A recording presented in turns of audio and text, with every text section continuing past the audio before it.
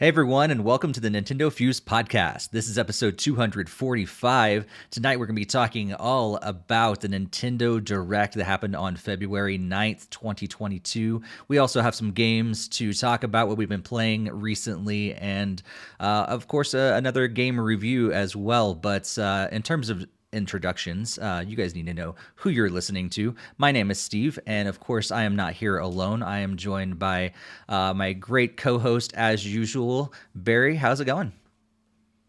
Hey, Steve, always a pleasure. And what a day it's been. Has been. Greg, good to see you as well. Yep, great to be back. Always love talking to you guys about the Nintendo Directs. That's going to be a good discussion. Absolutely. Yeah, normally we are doing this live. So we normally record live pretty much every other Monday. But tonight is a special recording. We are actually recording on February 9th. This is going to go live on February 14th because we got some other plans to happen on February 14th. But yeah, we're so glad that you can join us watching or listening after the fact. And if you have joined us, be sure to also join us on social media. That's at NintendoFuse on Twitter, Instagram, and Facebook. And you can also join our Discord. The link is on the screen if you're watching the video version, and it's also in the show notes or the YouTube description. We'd absolutely love for you to join our Discord and normally join our live chat during our live shows. Tonight, we are premiering it on YouTube, and so you can join in the live chat there. We won't really be there because we've got other plans, but you as fans and listeners and everything can definitely chat. So if you are watching this on the live premiere on YouTube, throw us all your thoughts and everything, and we'll check those out later. But yeah, like I said, this is episode 245. We're talking a lot about the Nintendo Direct. But before we get into any of that, let's talk about what we have been playing. So let's go to you first, Barry. Sure. I'm waiting for the people to be like, hey, they're not answering me and Yeah. chat, And I'm sure they're going to do it just to spite it, especially now that I mentioned it. And Yep. it's probably going to be Jakester, and I see you, Jakester. So what have I been playing? Well, since this is obviously a little abridged, like it's a shorter time in between episodes, I haven't played nearly what I usually play. But still doing Animal Crossing, still doing the daily stuff there. Pokemon Unite, still doing my daily stuff. And I'm still playing Pokemon Legends Arceus as my main game. I've beaten it at this point. I've beaten the post game. I'm on the collect every Pokemon stage, which is not as daunting as I thought it would be because it's fun. I got a few little side quests to do, but I'm having a blast. Nice. This game, if Pokemon goes back to the way it used to be, it's not going to sell. People are going to be like, no. Unless it's a remake. Like if they remake Black, I think people will be fine with that because it's a remake. But the next new one has to build on this. This is so good. I don't care about the graphics. I'm just having a blast. I'm so much fun. I think 50 something hours into it, and I'm just enjoying myself. Like the time goes by as I'm just exploring and finding new Pokemon and recatching other ones and training up different ones and working on the Pokedex and things I didn't think I was going to enjoy as much as I did. But this Nice. game is something else. How It's many really Pokemon good. are they in that one to collect? I think it's like 240 something. Okay. So it's not terrible. And a lot of them you get story wise.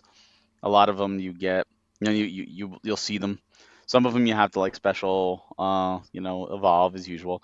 But they did some really cool things. Like in the original games, there were the 4 Pokemon that you needed to trade in order to evolve. To get Gengar, Golem, Alakazam, and why can't I think of the 4th one now? But there's a 4th one, and that was the only way to get them is to evolve, is to trade with somebody else. So you get a linking cord item, and use the linking cord on them, and it evolves them. I'm like, Nice. that's cute. That's like a nice little throwback to the original. Mm-hmm. But yeah, I highly recommend just from what I played. If you've ever thought about what Pokemon could be like outside of the Game Boy, like this is the game. This is the game we should have got on the 64 or the GameCube or the Wii or the Wii U, but it took us to finally getting the Switch to get this game. But yeah, I'd highly, highly recommend it. On the PC, I'm still playing Final Fantasy 14, another game I highly recommend. You can now purchase the game. It's back open, but you still can't do the free trial. It's still too congested. And mobile still, Mario Kart Tour and Dragalia Lost. Nice. Greg, how about you? Well, I guess continuing on Barry's Pokemon craze, I am still going after collecting all the Pokemon with actually in Sword and Shield, and there's 400 in that one, so it seems like it's significantly more than Pokemon Legends. Um, Still having a blast though. I'm actually down to like 5 or 6 Pokemon left in Sword to get, and it's just waiting on the certain weather conditions at this point now. So I was getting all the tradable ones that you have to trade, but using my daughter's account on her Switch to get all those like cleared. So now it's just like some very rare 2% appearing ones that only appear in Shield that I'm trying to catch, and then I'll use Pokemon Home and transfer them back over to Sword. And then once I have everything done in Sword, then I'll be probably switch some stuff over to Shield and just have that call it a day and be done. I almost beat Shield as well. Like I already got all the gym badges. I just have to do the final tower again in that one and get Zamzanta. So that's been really fun to go through the story a second time, like several months after the doing Sword. Moving on, I did another chapter of Life is Strange. I had in chapter 4. I don't know if I had done that one last time, but I have that one done. I still have the last one left to go. I've been too focused on Pokemon to finish up the story there, and I really will be jumping back in probably before the next podcast because the collecting the last Pokemon shouldn't take the entire thing to the next podcast. So I picked up a game from the eShop called Rain on Your Parade. It's a fun little game that's kind of similar to what the golf and like Untitled Goose Game, where you're just like the silly cloud, and then you're just like dropping rain on miscellaneous people and cause like havoc and adventures for them to be trying to dodge not getting wet by a little rain cloud. You also have the ability to like use like thunder and lightning. You can like actually strike people with lightning and actually kill them. And you can cause like fires and stuff with if you light like oil on fire and stuff. It's very crazy and a very fun game to play if you really like those types of games. Did very little Animal Crossing. Um, did a few dailies, but now it's kind of I finally set it aside for the time being. So I don't know if we'll be in the next podcast. But I was taking a break from it, and then still doing Fire Emblem Heroes on mobile. Still going through there, and there's the 5-year anniversary. And if you haven't seen that, they were ranked still #1 mobile for most revenue pulled in for Nintendo's mobile games. Nice. Normally we go to the chat and see what people are playing, but I'm just gonna. Oh yeah, that's a good game too. Oh yeah, I see what you're playing. Oh, that's a great one. Oh, I've never heard of that one, but that's a good one too. Okay. I see Jakester's been playing Earthbound Beginnings and Earthbound. Don't jump ahead yet. No. At this point, people have heard. They had to have heard. But yeah. So I have been playing Rocket League. Surprise, surprise. But also I've been playing a lot more Sideswipe recently on the mobile version of Rocket League, and man, there is a game that I can really easily get caught up in frustration with my teammates. I'll just say that. There are times where we're doing so great, and then there's other times where I just want to, similar to like Pokemon. What's the game? Shuffle? No. Not Shuffle. Pokemon Shuffle, you probably have. Unite. Similar to Pokemon Unite, where you just want to reach through the screen, just smack your teammates. Mm-hmm. That's kind of how I feel on Sideswipe sometimes. I'm like, what are you doing? You're like, stop scoring on us. Like, that's whatever. But so I'm playing that a lot more recently, and then finished up Life is Strange True Colors. Nice. Yeah, it was great game, and it, as I've said before, it's like an emotional roller coaster, and I decided I'm going to take a little time after that game, because it's kind of like when you read a really good book that just really tugs on a lot of emotions and all these different feelings and stuff you got when you're reading it, and you're just like, I need to take a break for a little bit. Not for a bad reason, just because I need to like sit in this for a little bit before I jump into something else similar to it. And so I sat there for, I don't know, I think I finished it within like a couple days after our last podcast, and then I'm waiting to see if Square ends up getting the a free code for Remastered Collection to me, and so I decided to go ahead and try out the demo of Beyond the Storm on iPad and Before the Storm, and it sucks. The iPad version, not the game itself, just the iPad version is awful. I thought maybe I'd just be able to save some money because it's a lot cheaper on iOS, and it is awful. Now you know awful. Yeah, they should just be giving it away, or maybe paying me to play it.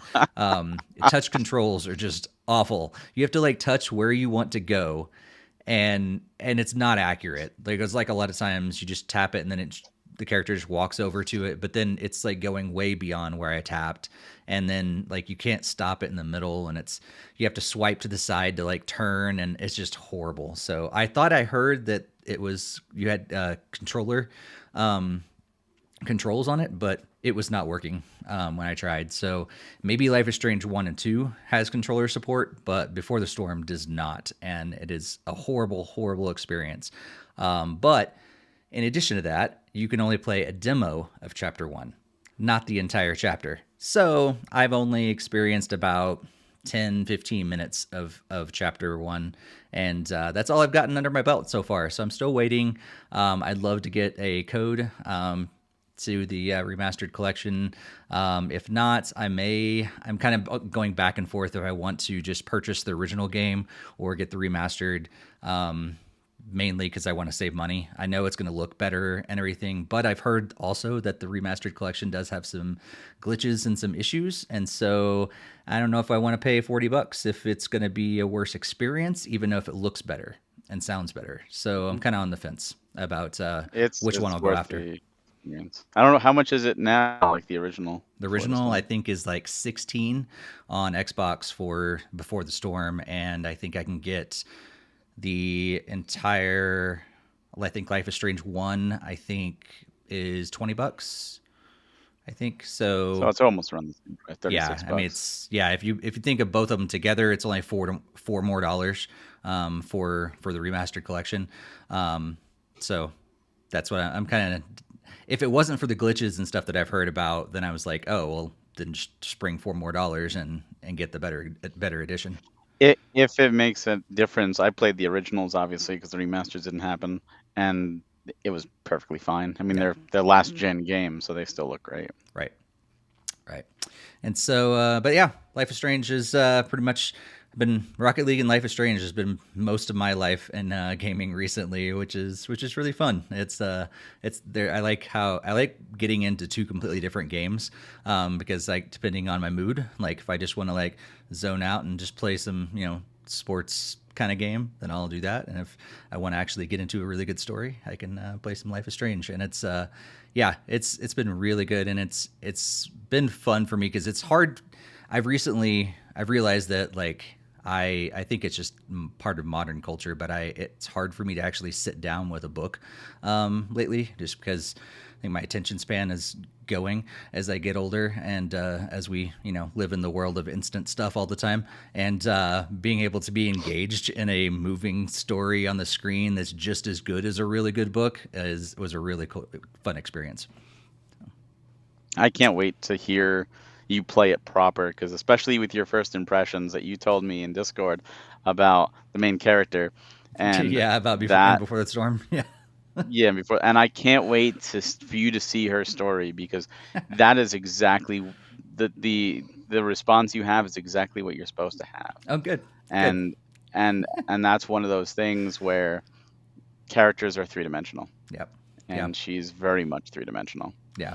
And there's reasons for everything. It was really interesting going from True Colors, where I instantly connected with Alex and the characters in True Colors, and really enjoyed them and got drawn in from the very beginning.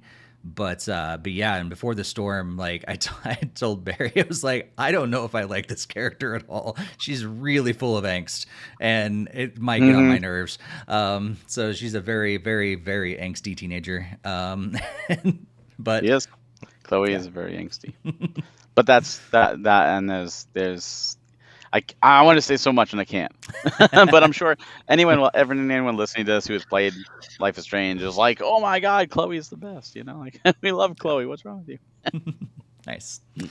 So that brings us to the end of what we've been playing. But Barry's going to actually share a little bit more about a game he's been playing in our review section today. So go ahead and take it away, Barry. Sure. So this episode, we're going to be talking about a game called Breakneck City. Breakneck City launched on the Nintendo Switch January 5th, 2022. It was developed by Renegade Sector Games and East Asia Soft and published by East Asia Soft. So, full disclaimer, they did provide me a review code. So thank you very much to East Asia Soft for that. Now, this game immediately caught my attention when watching their little showcases because there's a side-scrolling beat 'em up a la Double Dragon Final Fight, the turtles, stuff like that, and it has this really cool aesthetic where it's like 8-bit graphic but done in 3D, and I just like this looks really cool.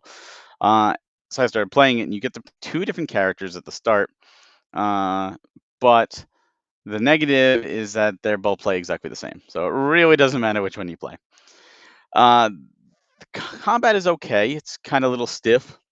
There's nothing that wowed me. It almost felt like been there, done that, got the t-shirt, moved on. There was some cool little environmental things, and you can get weapons, and weapons have a health bar. Like the more you use them, they eventually break.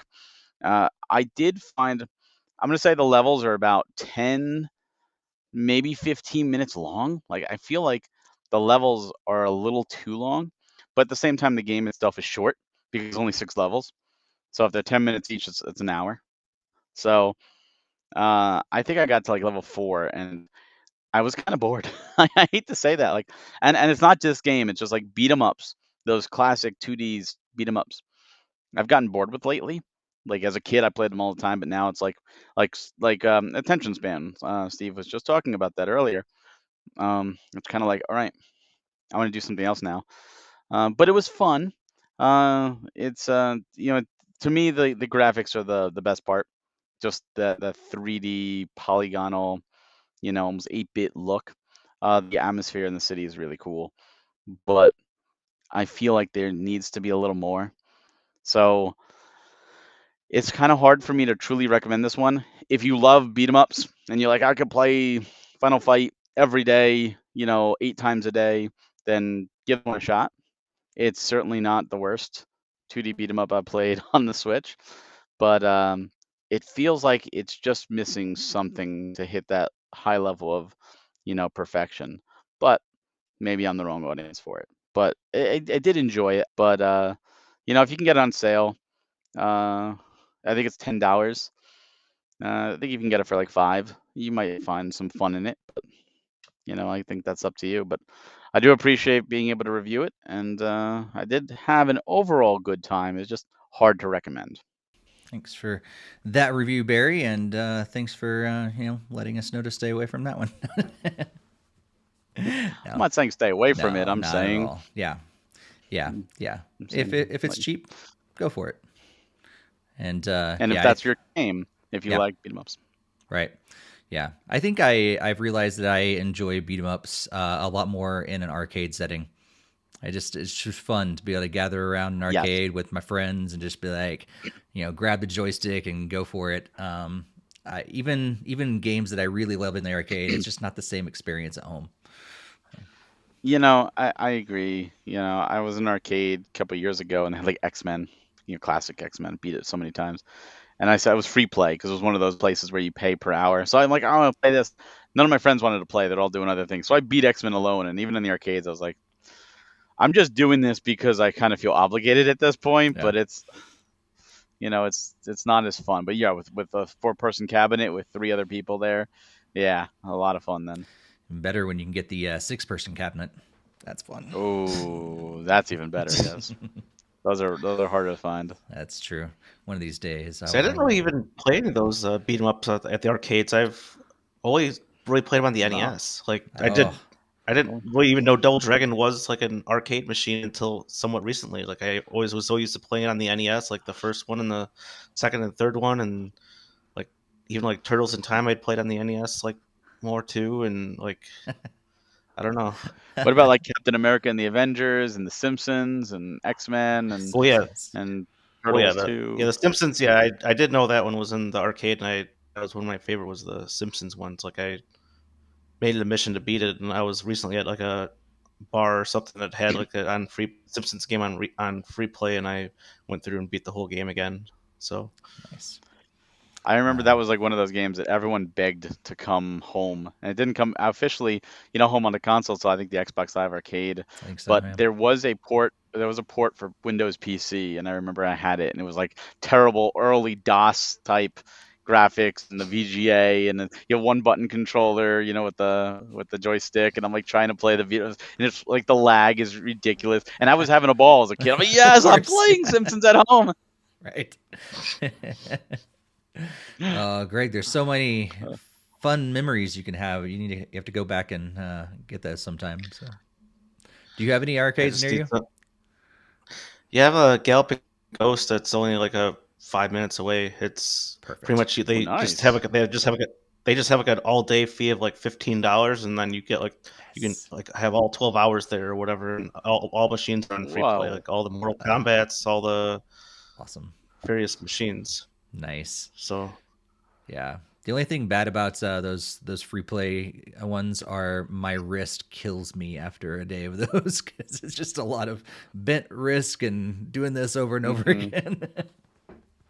Yeah, but And it's fun, slamming your fingers down. right? It's like go go go go go go. faster, go faster. That's right. Well, it's time to move into our news section, and we just have one gigantic news piece tonight to talk about.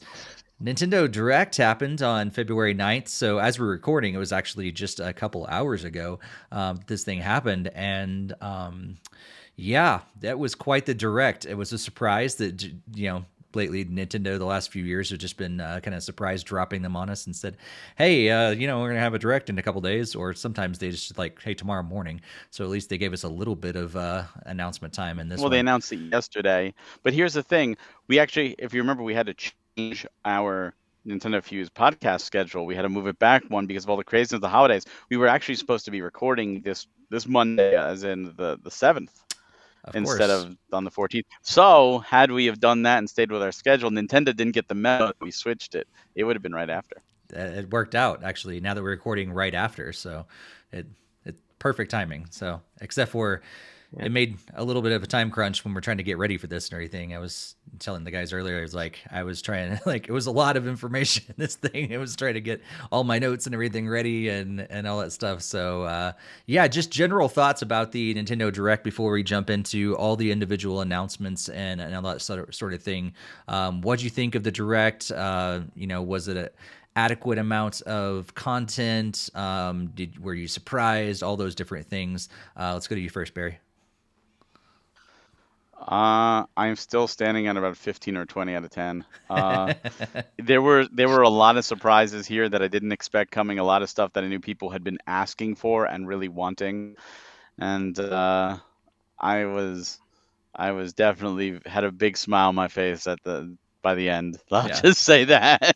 I'm sure. I'm sure. How about you, Greg? Overall, it was definitely very good. Like a lot of games and stuff that I'm interested in.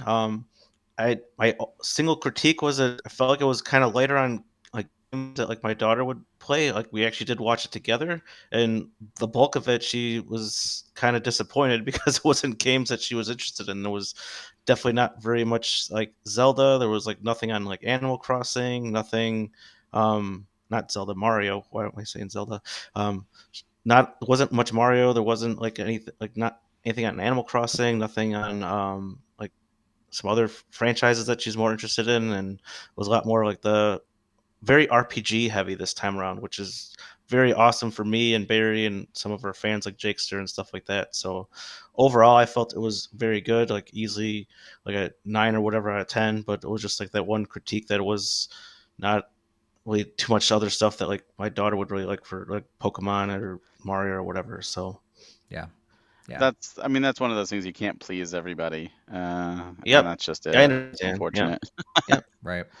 Well, I was definitely pleased, but yeah. yeah, and I think you actually you hit the nail on the head, Greg, because I think like this, from my overall perspective, like this was more of a direct for I wouldn't say hardcore fans, but a little closer to that than some other directs have been, more focusing on the casual gamer and stuff like that, and this was not so much focused on that, which is really cool. I'd say Except they had probably the most casual game in the world sandwiched in the middle there. Also that, yeah, it wasn't like they avoided it altogether, but it definitely was, like you said, was focused more on RPGs and stuff like that. Yeah, people, older gamers for the most part. Yeah, that's true. Yeah, especially there was a lot of nostalgia there. I think that was smart from a perspective because I think the younger audience, they already have the Switches, and Switch is still selling, but they know there are a lot of people who never got a Nintendo Switch, and they're PlayStation or Xbox fans, and they can't get the new systems because of the chip shortage. So let's market this towards those older fans. Hey, you can't get a PlayStation 5, you can get a Switch. You remember these games you used to play as a kid? Well, now you can play them on the Switch, and I think that's a smart strategy. That's true. That's true. Yeah, I think it started off. I know Greg loves this game and this series, however, but it started off slow for me. In the first couple games, I was like, "Oh, great! This is gonna be a lot of stuff that I don't really care about."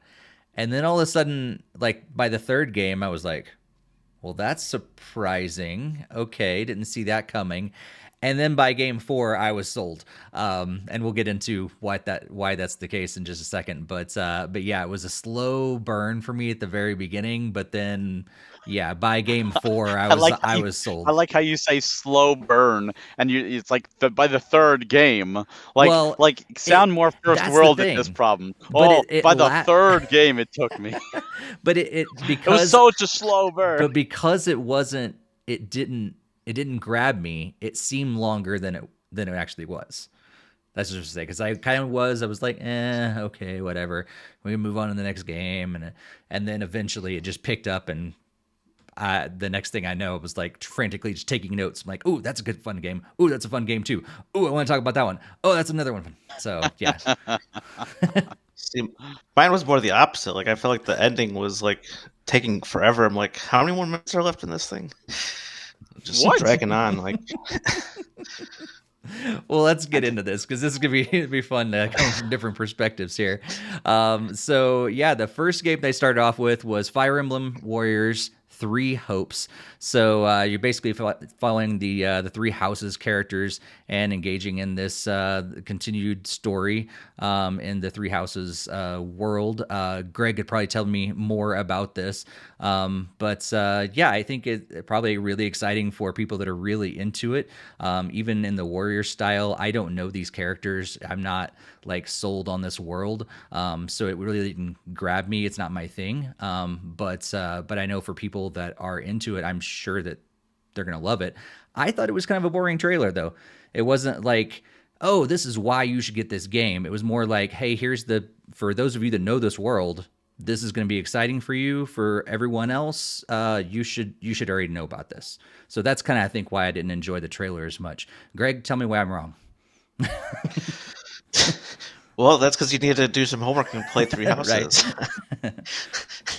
And obviously, as Jakester would even say, that like that's a very incredible Fire Emblem game that should be played.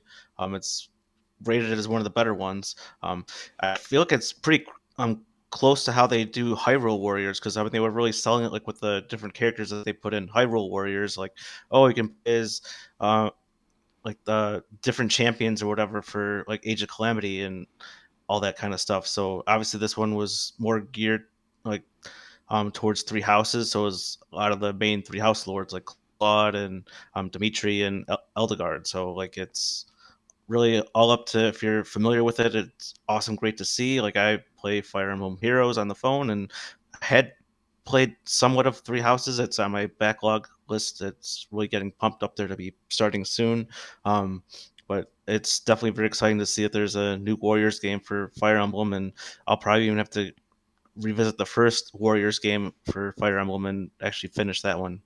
So definitely very excited for this one. Nice. Barry, what do you think about this one? I think it's interesting how they're reusing the same strategy, like the pattern. Like they did Hyrule Warriors, then they did Fire Emblem Warriors, then they went to the newest Zelda Breath of the Wild and did Age of Calamity, and now the newest Fire Emblem Three Hopes. You know what? If a formula works, use it. It's nice to see what Omega Team's doing. Again, a lot of people may say like, "Oh, well, I'd rather have a just standard Fire Emblem." Well, it's a different team. It's a completely different team doing this, and I'm gonna get it. I don't know if I'll play it. I didn't do Three Houses. It's just I'm not big onto strategy role playing games. I want to be. I love the stories, but for that reason, I probably won't play it because I don't know the characters. And the whole time I watched the trailer, all I could think about was Greg being happy. Yeah. So, and as far as I'm concerned, it's a win. Yeah. I even said that in our Discord. I'm like, Greg, you'll start off with Fire Emblem. You're good. There you go. Yep. I mean, obviously, I really wanted an Echoes game, but I'll certainly take more Fire Emblem content in the form of Warrior. So, like, I really loved a lot of the first one that I played, but like I said, I still need to go back and even finish that one. And seeing that there's another one on the way, that's going to be bumping that right up into the list to get that done. Nice. Well, you can get Fire Emblem Warriors 3 Hopes on June 24th is when that launches. Next game they showed off was a game that we found out was just delayed, but we didn't really know much more than that. Now we know that Advance Wars 1 and 2 Reboot Camp is going to be launching on Switch on April 8th, so not too long from today, just a couple months away. And it looks like they're going to add voiced characters, which I thought kind of made it more fun, kind of a fun experience. Also extra modes and characters and everything. This is not really my thing, but it's another franchise similar to Fire Emblem that I know there's huge fans and people are really, really excited, and I'm excited for them, but it's just not my kind of thing. Barry, what'd you think of what we saw of Advance Wars 1+2? I think the trailer did a really good job of selling the game for those that are interested. Like the fact that you can create your own maps and the different characters and the different parts of the campaign between the two games and mix and match. And I think it looks great. Again, it's a strategy role playing game. I never played them. Oh, actually, that's not true. I played the DS ones, and they were okay. I had fun, but my tastes have changed as I've gotten older. However, there's a lot of people that love these games, and it's nice to see Nintendo bring back older IPs. And I still think it's hilarious that they're continuing to call it Advance Wars when the series has debuted on the Famicom. Yeah. But it's just funny how so we know it now. Yeah. Greg, what do you think about this game?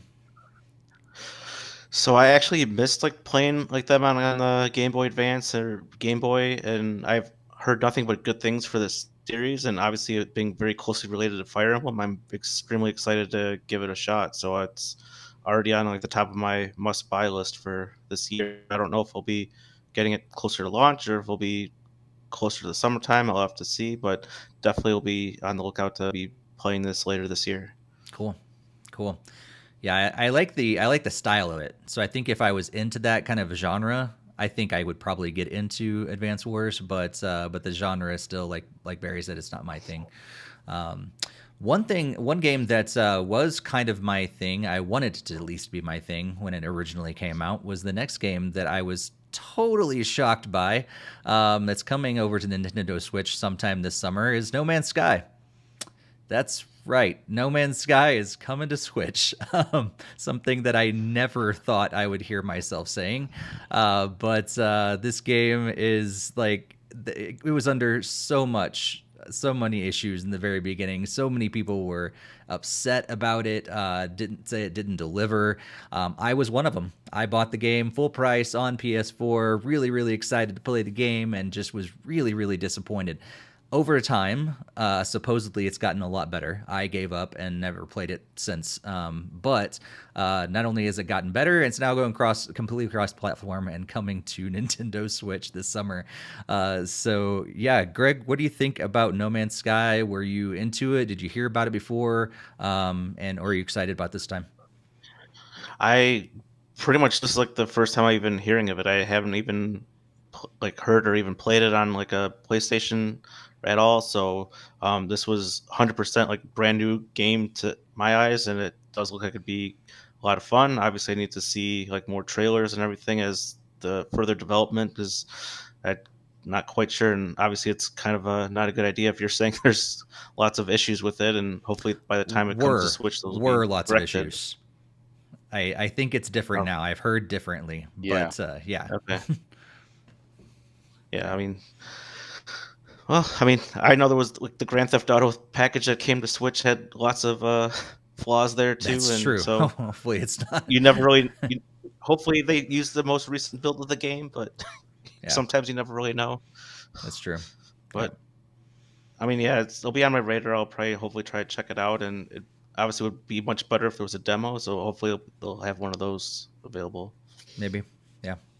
Barry, what do you think about this? Did you ever think that No Man's This Sky is coming to Switch? this surprised me, and what surprised me even more than with No Man's Sky is that it didn't say cloud version. Right. So take that, Kingdom Hearts. Kingdom Hearts, a PS3 title and PS2 title, needs cloud versions, and No Man's Sky, as massive as that game is, does not need a cloud version. That to me was the most surprising thing. Like, wait, what? This is actually running on the Switch natively? What? No Man's Sky is one of those. I'm right with you, Steve. I bought that at launch. I got the collector's edition, not the full blown, but the collector's edition. I played that. I was so hyped. I played it the first night, and finally got off the planet. I went to like a space station, went to another planet, got lost in a cave for about 2.5 hours. I finally got out of the cave and said, I'm wasting my time. This game's garbage, and nothing what I was promised. So I guess my planets that those 2 planets that I discovered, someone probably has come to by now, and it said it's discovered by me. You're welcome for discovering those, but I stopped, and everything I've heard is that No Man's Sky has just gotten better and better and better and better with all these improvements, and I think that's fantastic. I know there's a VR. You could do it in VR. I heard it's really cool. If it doesn't make me sick, I'd probably try it. But to see it on Switch is great, and just it's just going to help lead to these continued sales, because playing that on the go. I mean, yeah, you probably need an internet connection to play it, but still to be able to like sit down and relax and just play on Wi-Fi or something, a game like that, it's pretty awesome. Yeah. Maybe you can play it on Labo VR. Oh God, make me sick. Be awesome. So yeah, you can get No Man's Sky this summer. And then, I was so excited. You guys probably knew I was so excited. But starting on June 10th this year, we're going to get the next Mario Strikers game called Battle League. And 5-on-5 soccer game that's just kind of crazy. It's basically Smash Brothers and soccer combined. And I am so stinking excited for another Mario Strikers. Like, if anything's going to pull me away from Rocket League, Mario Strikers might be it. I'll just say that. I am so excited. I'm a little skeptical. I really hope they don't overdo it with all the items and extra features and stuff like that. Like, it needs to be enhanced. Like, I don't want to. I would have been fine with a straight port of Charged from the last game, but I hope they don't overdo it, because I still want that basic idea there. So that's my only skepticism. But I love that you can play 8 players now, which is going to be really, really fun. Online clubs is going to be fun as well. I'm sure we'll start one for NintendoFuse, so that'd be fun as well. But yeah, so excited for Mario Strikers Battle League. Barry, you're also excited? We've had discussions about like the craziness of like the arcade sports games before, like Blitz and Hits and all that stuff, and the Mario sports, and it's great to see this resurgence. I mean, golf and tennis have been staple, right? They've been on virtually every system, and Switch is no exception. But it's nice to see strikers come back because it makes me hope that maybe we'll get baseball again, or maybe the volleyball game, the spikers that we never got. I didn't see on the bottom. I should have checked. Next Level Games is doing this because Oh, that was a recent that was Nintendo just bought them after Luigi's Mansion 3, and Luigi's Mansion 3 was 2019. So my guess is that's probably what they've been doing.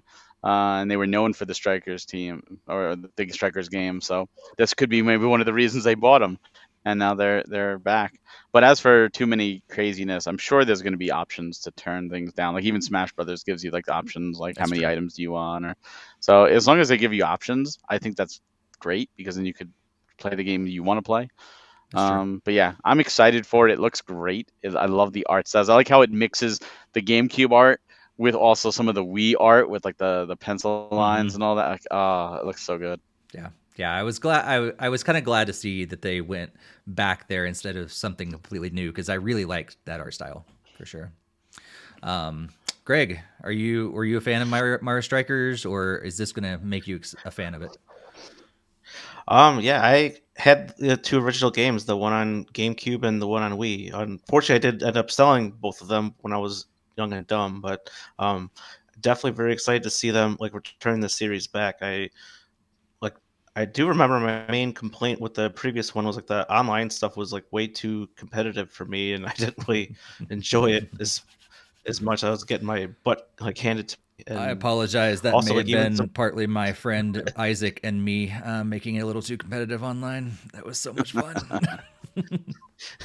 and then also like even like the AI gets like really strong at some point too. Like I had Mm. trouble finishing some of the main modes because like you can like steamroll like the first team, and then all of a sudden the second team like barely even lets you touch the ball. Like you have the ball, boom, tackled, boom, score. Like it was like Yeah, you can't come back from like a 10-0 deficit kind of thing. So um, hopefully that stuff has been more toned up for uh, this release, and yeah, definitely excited to see them bringing this back. This was one of the few games that Bell was really excited to see and want me to get later going on. So nice, nice.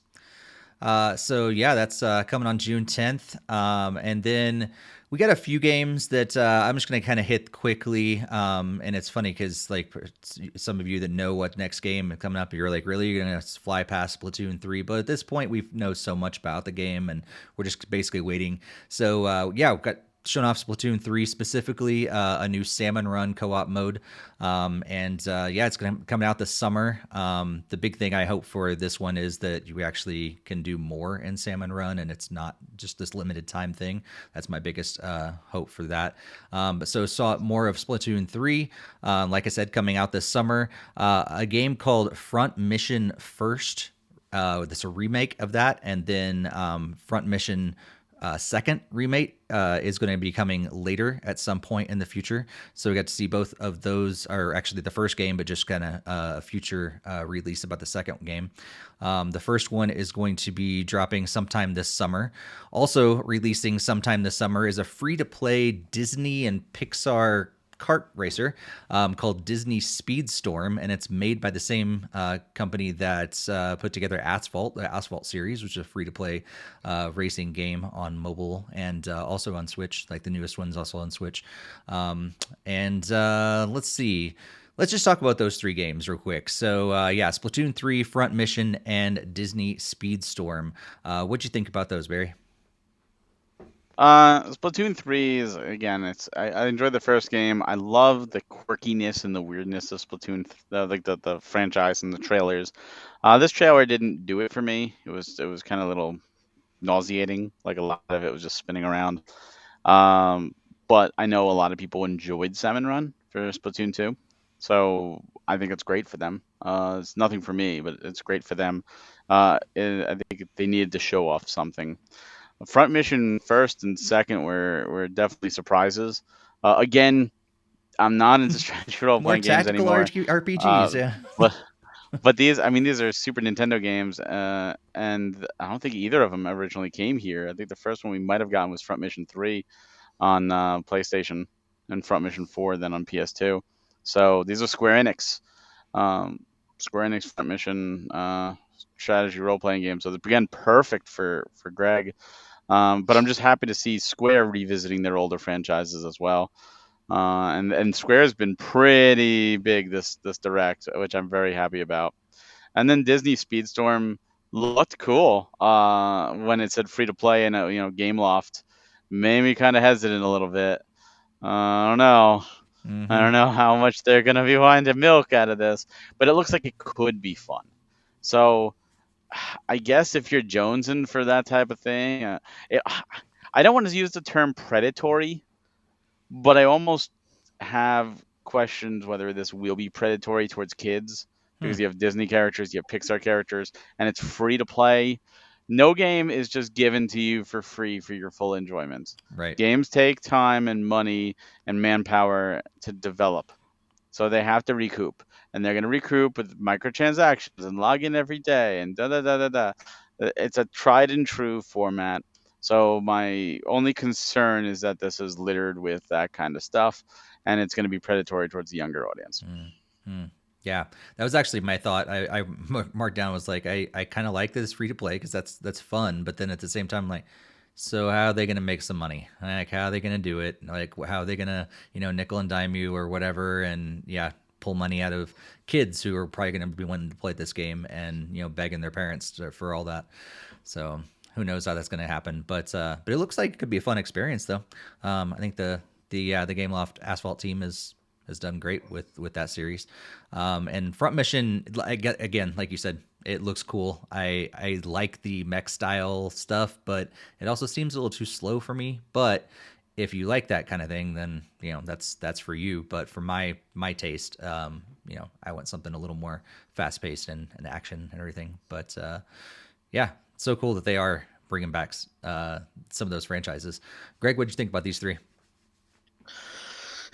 Yeah, overall, like these three were like pretty solid games. Like the Splatoon 3, I've pretty much been sold on just because I just enjoyed the first two games. I actually never even played a single round of Salmon Run and 2, so like I was kind of surprised. Like the entire trailer was just like updates to that mode. I mean, I did do like the free missions, like where it's like to kind of start you off to like get you familiar with like the bosses and everything like that. But I didn't actually play anything online with it. It was just like the free like missions that you do as part of the story, and that was about it. So it still pretty excited to see that that's coming out this year. It's nice to see that there's more of a concrete date and not just like sometime in 2022. It's nice to see that's going to be in the summertime. I mean, I was telling Belle it'll probably be like July or August because that kind of fits more of their summer schedule for that area, and June's already looking like it's pretty packed up already. So there's that. The Front Mission, I've never played like those from Square, and I'm not really big into like the mech kind of stuff. That's one of my points against like Xenoblade in general, because there's like mechs and stuff as like enemies, and it's not something that usually always playing a lot. So I might look closer into it. It might still be a fun game to play, but it'll be one of those that I'll be on the lookout for. And then finally, for the Disney Speedstorm, shared the same concerns as you guys. It seems like it's going to be very Pokemon Unite like, and it's like, oh, you want to race as Donald? Oh, give us 10,000 in-game coins, or you can buy their special currency for $20 and you get your character. I mean, that's unfortunately the nature of how I'm going to see this go through. I'm sure they have like the notes how Pokemon Unite does it, like they have like the rotating Pokemon that you actually can like kind of try out for free, and then like you can actually use those as your actual characters after spending like in-game currency or using the purchasable currency. So that's probably the route that they'll probably go that I could see for a kart racer. That's obviously very unfortunate that it's free to play, and much rather just have a full game out of the box you can buy for $60. It looks pretty incredible and almost like that Diddy Kong Racing, but with Disney characters. Kind of like it, yeah. Hopefully it's just as good because Diddy Kong Racing is awesome. Let's keep moving. Next thing we saw another game that it doesn't completely surprise me, but it it was surprising to see that Star Wars: The Force Unleashed is going to be dropping on Nintendo Switch. So a remake of the original. It's dropping on April 20th. It looks to be a pretty much a remake or a port. I don't think they're enhancing it much at all. And button and motion control is kind of cool. Yeah, again, I don't think it's like really enhanced very much. At all, maybe just a little bit. So Star Wars Force Unleashed on April 20th. We're also getting Assassin's Creed, is it Ezio or Ezio? Ezio collection. So we'll get those 3 games on February 17th. So as we're recording, just a little bit away as we're releasing this, it's going to be like 3 days after release of this episode. So yeah, you're going to be able to get those 3 games on Nintendo Switch. I remember playing a couple of those games before, but yeah, that'd be kind of fun to have it on Nintendo Switch. Enhanced controls are pretty cool, but when they announced the exciting thing that you can play Assassin's Creed on the go with your touchscreen, that never was something that I thought I ever wanted. So I don't know why they think that's a cool feature, but I guess it's okay, but don't talk about that. It's a feature. It's a feature, yeah.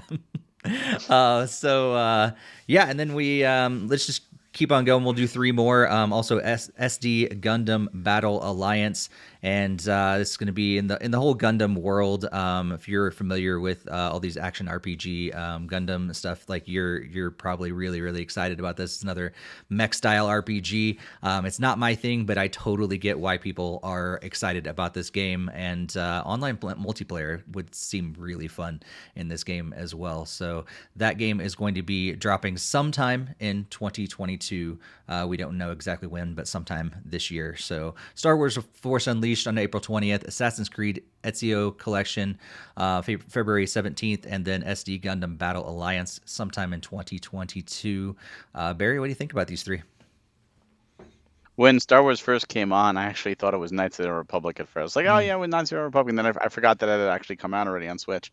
But I was like, oh yeah, we've done this. And I'm like, wait, oh no, shit, that's Force Unleashed. Like, whoa, hold on. And then they started talking about the motion, and I'm like, oh no, they ported the Wii version of Force Unleashed as opposed to like the 360 or PS3 version of Force Unleashed. Like, okay. Wonder if there was some compensation there, like to make that happen, because I believe the 360 and the PS3 had better graphics and more cinematics and voices and all that shit. I could be wrong, but I played the 360 version. It's weird that they're not doing the second one. Like this whole direct is filled with multi-game packs. Yep. I mean, even we just talked about Front Mission first. Oh, and Front Mission 2 is also coming. Advanced Wars 1 and 2. Force Unleashed 2 already exists, and yes, it is the weaker of the 2 games by far. Why not port them both? Yeah. They're older games. So to me, that was kind of weird. Assassin's Creed, I never got into them. But we knew this one was coming because there's a physical, but it only has like one of the 3 games on the card. It's one of those cheap physicals. So that wasn't a surprise. Again, I think it's great. More access to any game is a good thing, and it's a big franchise, and it's nice to see Ubisoft support. And SD Gundam Battle Alliance, I'm not a huge Gundam fan, but I know there are a ton of Gundam fans. And this is definitely a niche title. It's not for me, but I'm happy for those that it is absolutely for. Absolutely. Yeah. Greg, what do you think? Yeah, this was part of the direct that started going a little bit slightly downhill for me. Not huge into Star Wars, so I was not really paying a whole lot of attention there. Well, Greg, it's been a good run. I think we're going to need to go down to 2 hosts. All right, catch you guys later.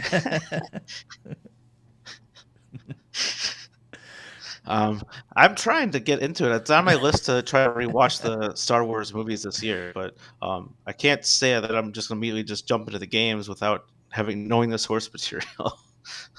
Fair enough. Yeah, well, you definitely need to watch the movies. But I mean, this game used to be canon. Now it's not canon anymore. It's Legends, the story. So. It Yeah. doesn't All right. count. Well, yeah. Obviously, my mind can change once I watch the movies, but obviously, right now, it's not something I'm really looking forward to. Assassin's Creed, I tried out on Wii U, and I didn't know if the series was quite for me, so it's probably gonna be a pass.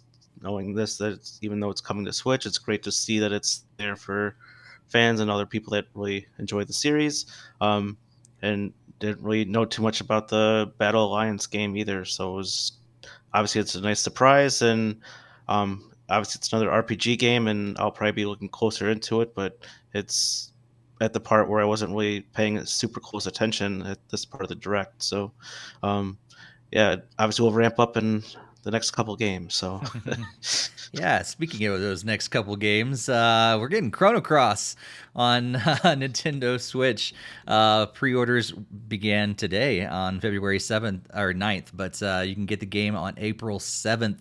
And this is the acclaimed RPG that is Chrono Cross, but you'll also be able to get this remastered version of the original game, but then also the Radical Dreamers is also included in this.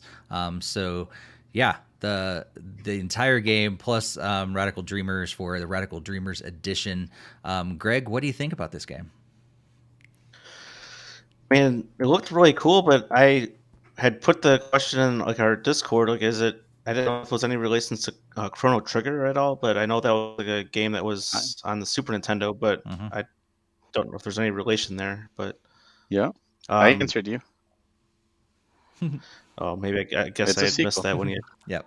Oh, it Yeah, is a they're sequel connected. to it. Yeah, Okay. Yep. Chrono Cross is a sequel. Okay. Well, then definitely we'll be looking closer into this one. I mean, I didn't play Chrono Trigger, but I've heard nothing but awesome things about it. But it's definitely on my to be later be picking up this at some point this year game. Nice. Yeah, from I've not played I've not played Chrono Cross. I think I played a little bit of Chrono Trigger, and knowing how much you enjoy RPGs, Greg, you need to make this a top priority for the Yeah, games you're going to be playing for sure.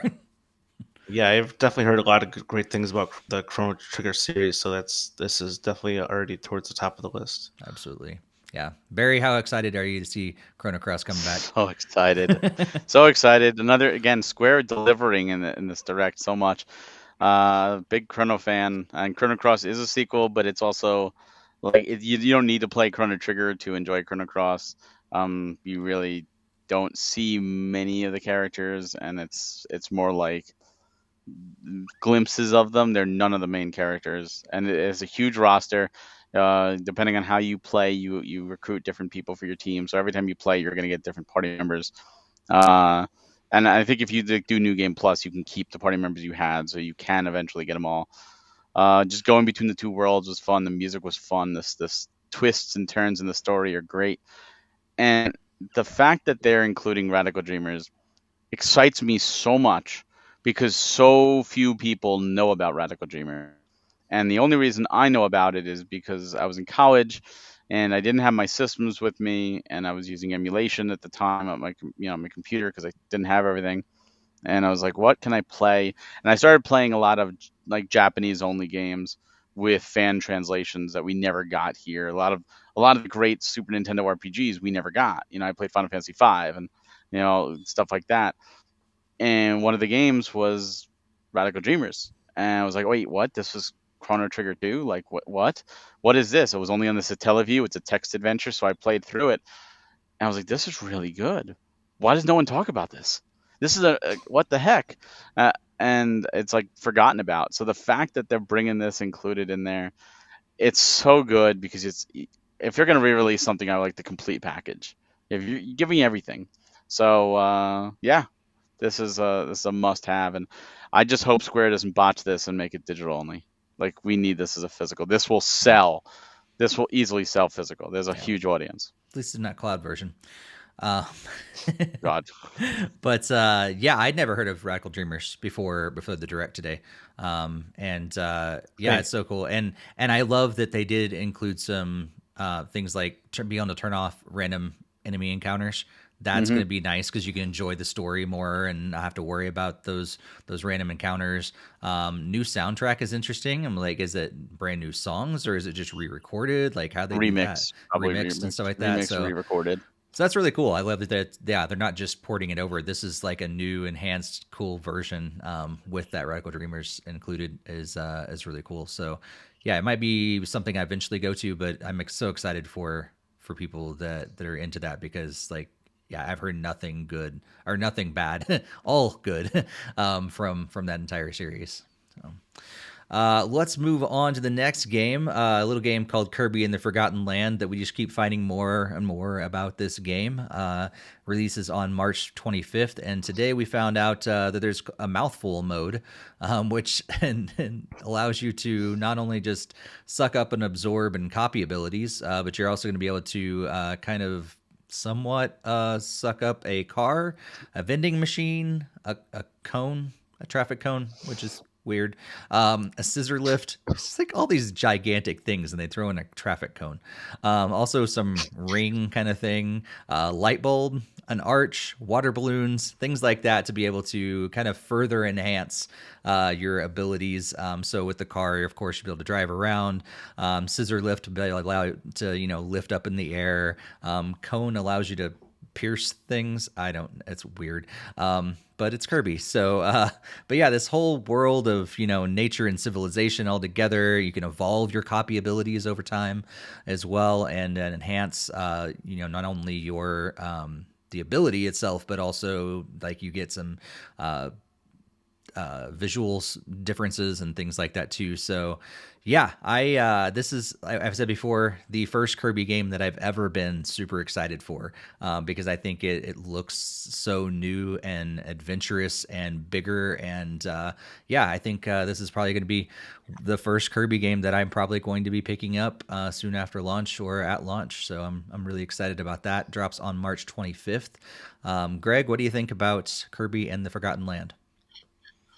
I am actually right there with you. I haven't really played any of the Kirby games outside of I think the NES one or the Game Boy one that was on the 3DS or Wii U Virtual Console, and I did like those games, but I haven't really played any of the more modern ones. But this one just looks so gorgeous and it looks so much fun, and I really like the 3D platformer stuff and being able to like collect things, and like those are my types of games, and I think this is the kind of game that's really to get me to become a bigger Kirby fan. So I was telling a friend like last year was kind of intro into like Pokemon and Animal Crossing. I feel like this is gonna be a stronger year to enter into Kirby. So really hoping to pick up this game pretty close to release, and looks like it should be a lot of fun. Cool. Barry, what are you thinking about Kirby? Did it make you even more excited about?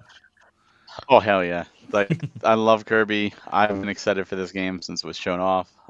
Just the idea of a 3D platformer, like an open world kind of 3D platformer with Kirby, sounds exciting. I love how like I feel like this is the Mario Odyssey moment. With Cappy. When that was first revealed, it's like, oh, how do you take Mario, who has his own standard power-ups, and do something new? And Cappy was a whole new thing to do. I feel like that's what they're doing. They're like, hey, we're giving you the same copy abilities, but we're enhancing them with upgrades, and you can make them all cool new forms. Oh, and then we're also doing this whole other mechanic that you can now do. It's like, thank you for just delivering. Yeah. Even though some of my question, like the scissor lift, Kirby can float. Why can't I just float? Right. So I'm sure there's going to be some reason.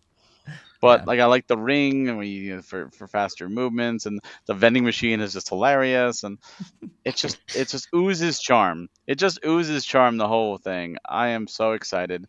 Definitely going to be my big game of March. I can't wait. That's awesome. Yeah. Those like random like things you can suck up, or like the car and stuff, kind of reminds me of like the thing items from Paper Mario. They're just like so out of place and so like random and have like the weirdest abilities, like the giant fan or whatever like that's in Paper Mario. It's kind of like has like a purpose, and it's very cute how they kind of implement those kind of like random things into this Kirby game. Looks a lot of fun. Yeah, it's cool. And I like how they're really enhancing that and going way beyond. I feel like there's a couple Kirby games that I played in recent years, and I feel like they cut down all that. They're like, oh, you can only copy these small amount of things, where this is like just blowing that out of the water. Like almost whatever you want to copy, hey, you're going to be able to, even this car. Like that's amazing. So that's the reason why I would play a Kirby game, is because of that kind of thing. And they put them in a gigantic 3D world. Like this sounds like a lot of fun. Let's hit the next four sets of games, and I'll say sets because there's some collections involved in this. The first game, the next game they talked about was MLB The Show 2022, and this is something we talked about on our last episode. That's kind of crazy that Sony is bringing over the MLB to the Switch, but that's going to drop on April 5th, and yeah, I'm just so excited. We have a possibility of a good baseball game on Switch. So MLB The Show 2022 on April 5th. And then our favorite cloud collection of Kingdom Hearts Intergame Masterpiece is going to be coming onto the Switch on February 10th. So actually, by the time you guys are listening to this, it will have already been out. As we're recording it, coming out tomorrow. So you can play all these games in the cloud tomorrow. Also, and on the eShop. Oh, that's true. Also individually on the eShop, but there's still the cloud versions. There's still cloud versions. You just don't have to buy the collection. You can buy the collection or individually on the eShop. And then Klonoa Fantasy Reverie series is a platform game with interactive elements. And I've actually never played these games. They look fun. I enjoy platformers. That's coming out on July 8th. And then another collection that kind of surprised me. It doesn't surprise me that I think this is a great couple games that could easily come to Switch, but I never thought I'd actually see it happen. Portal Companion Collection, Portal 1 and 2, both coming over from Valve Software, coming sometime in 2022. So this is my chance to finally actually play these games, because I never played them on PC, because I never had a PC that could adequately run the games. But hey, now I can play it on the Switch and I can play it on the go. So that's pretty cool. So we got MLB The Show, Kingdom Hearts Cloud Editions, Klonoa Fantasy Reverie Series, and Portal Companion Collection. Let's go to you first, Greg. Yeah, I know on the last podcast we did talk about MLB The Show, so I mean, it's obviously nice to see that a nice baseball game is coming. Unsure if it's going to be something I'll pick up personally, but still great to see that we're actually getting more sports games, even if they aren't from EA, so that's always great to see. Kingdom Hearts, if they would just drop the darn cloud thing, then I would actually probably be buying all of them like right away, because it's Disney, it's RPGs, it's something that I would probably absolutely love, but I don't know how well it will run from the cloud with internet and everything, so I might be passing for the time being. The Klonoa games looked a lot of fun. I do really like platformers, and I think that'll be a lot of fun to have the summer with all the other games we're getting this summer as well. And like you, I never played the Portal games. I've heard nothing but great things about them, and how they're like pretty much some people's like all-time favorite games of like all time. So definitely very excited to be checking out those later this year. That's another like a must buy on for me for this year on the Switch. Cool. Barry, how about you? Yeah, we talked about MLB. Just happy to see that. It's weird seeing Sony there, but that's great that it is coming to the Switch. Good baseball game is always good. Kingdom Hearts. Square's biggest fallacy, other than the Final Fantasy Pixel remaster, is not coming to the consoles. Moving on. After so many good moves from Square in this direct. Yeah, this is the biggest misstep. Klonoa, great to see Klonoa. Klonoa is a fun platforming series, and it's Klonoa 1 and 2. 2 was released on the Wii, 1 was a PlayStation 1, and it's very expensive. Klonoa games are very expensive. So to give people an opportunity to play the first 2 games are great. It would be cool if they threw in like the Game Boy Advance games they put in there as well, but this is still a great collection. So many these great collections I love. And then Portal. I really loved the first Portal. I only messed around with the second one, but again, this is a big big franchise, and there's no reason it shouldn't be on the Switch. And I think it's a big win, Nintendo. And yeah, it's an awesome game with Nice. awesome music and awesome characters. Yeah. Next, we had a game that of course, I'd never heard of, and I think probably I'm assuming all three of us had never heard of before. I But have. you, of course, Barry had heard of it before. But Greg and I were probably totally shocked by this game, although it looks pretty awesome. A game, it's kind of almost a collection in a way, called Live Alive. And it's a previously unreleased game outside of Japan. It's an RPG that where you get 7 different stories, and each of those protagonists kind of have a different story and a different genre in a way of how their game and their story unfolds. And so we're going to be able to play this game on July 22nd. Kind of looks like this. I really like. I think it looked a lot like the remakes of Final Fantasy, but also like the triangle strategy kind of games. Like it had that kind of aesthetic to it, so which really drew me in because I love how they're able to do that HD 2D thing. So yeah, this was a game that like I said, I never heard of, but after I was like, this looks really fun and really cool, and I'm very interested. So maybe on July 22nd or soon after, I might end up picking up Live Alive. So before Barry tells us all about the history of Live Alive, Greg, what do you think about it? Yeah, I'm right there with you, Steve. It looks like it was a lot of fun and very interesting, and like you had never even heard of it until today. It looks fantastic, and definitely on that to look out for later this year. I'm just waiting for Barry just to like pull up the little box and hold it up on screen. Yeah, Like, he's how'd you got guys all not the hear this? original editions and the original It's been right Japanese. here behind me this whole time. Right. No, I actually don't own it. I don't own very many Super Famicom games at all. But it's again, back in my college days, when I didn't have my consoles and I was doing emulation, I was playing a lot of Japanese games, Japanese role-playing games that we didn't get with fan translations, and that was one of them that I was messing around with. Never like fully dived into it much, but I did enjoy what I played, and it was always one of those. There's a bunch of Square games that never came over. And it was always one of those. It's like, will we ever get that? But we're getting it. And Nintendo's pushing it. It's getting a physical. It's already up for pre-order. So it's like, oh, yes, thank you. Absolutely, hands down. And I look forward to tackling it. That's cool. That's cool. Well, the next game they showed off was a game that I'm pretty sure on several podcast episodes we recommended that Nintendo do something like this. And like 5 years later, finally they pull out a Wii Sports kind of remake in a way. So Nintendo Switch Sports is coming out, and we're going to get 3 of the original. No, actually 2 of the original Wii Sports games, 1 of the Wii Sports Resorts games, and then 3 brand new ones with some others on the way. So we're going to get tennis, bowling, and I'm going to butcher it.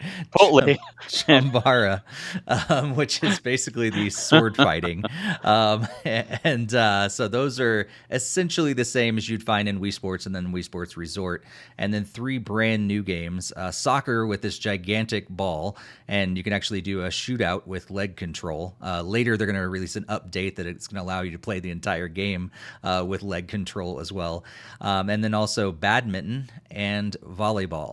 To me, volleyball looks like the standout winner from this. Soccer just like potentially looks fun, but it also kind of seems weird with the leg control.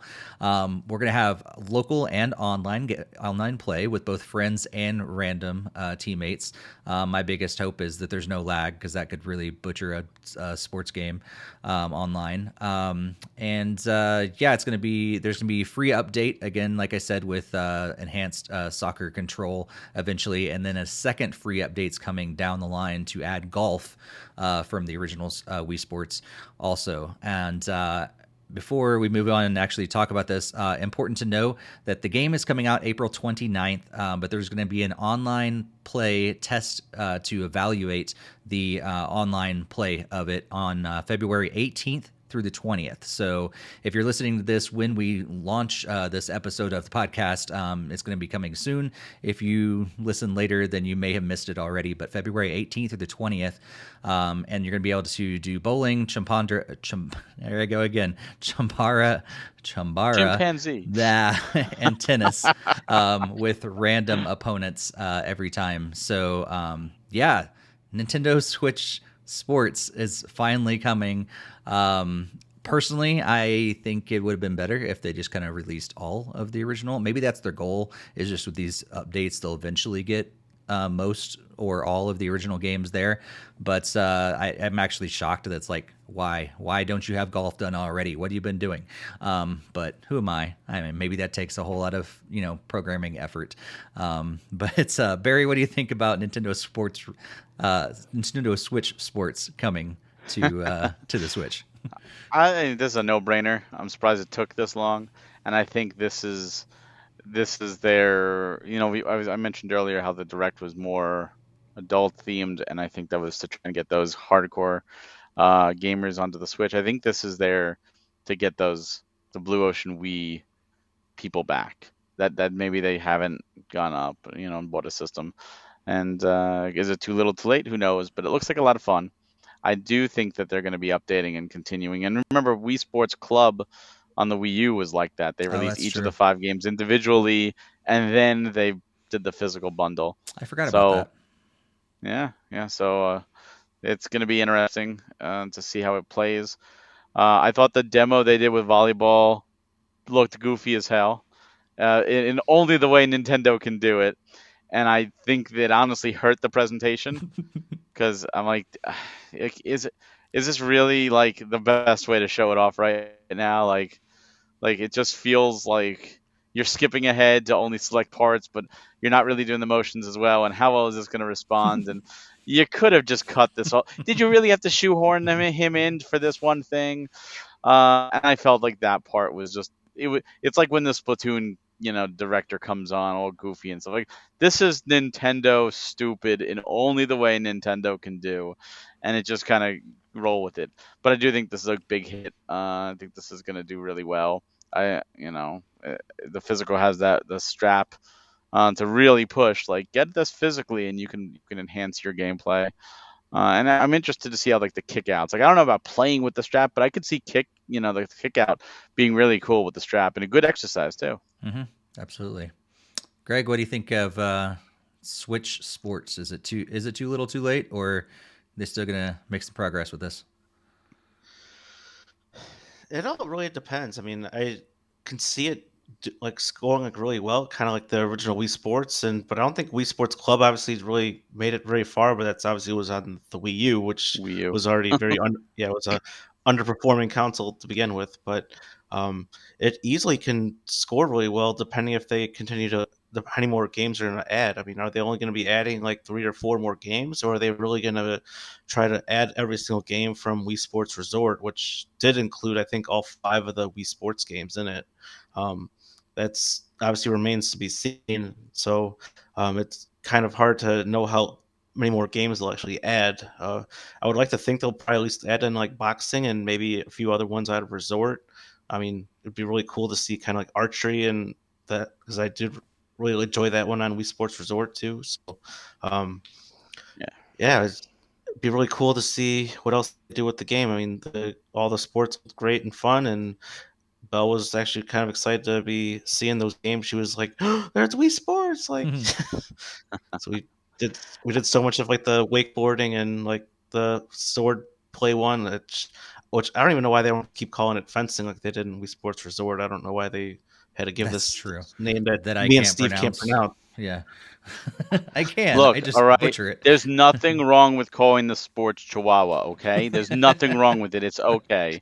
And I mean, I agree with the archery thing. I think archery was the Wii Sports Resort selling point, like bowling was to the original. I think like that's what they showed off with the Motion Plus. They were always showing off the archery. And I hope that one does come back. Boxing, I think, was universally agreed to be the weakest of the original 5.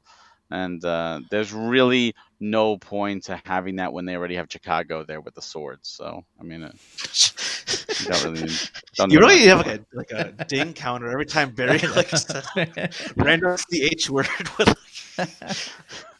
What? So That's what Barry, Steve was saying. You know. that's true. It's pretty close. Barry, because you're so good at pronouncing Japanese words, I need you to pronounce this next game for me.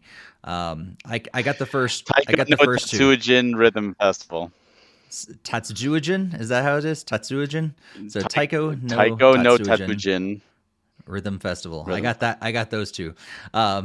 So yeah, this drum beat's gonna drop for 76 boppin' beats, including the orchestral version of the Legend of Zelda main theme, which would be pretty cool. If you've never heard of the Taiko games, these are just it's rhythm games based on the drums, the Taiko drums, and they're really fun. I like playing these kind of games in the arcades. I never would have probably gotten into it at a home experience. But it's really fun. I'm assuming it's going to have motion control. They didn't really talk about it, but I would assume this kind of a game would have motion control. And You could also get a physical do they? drum. Okay.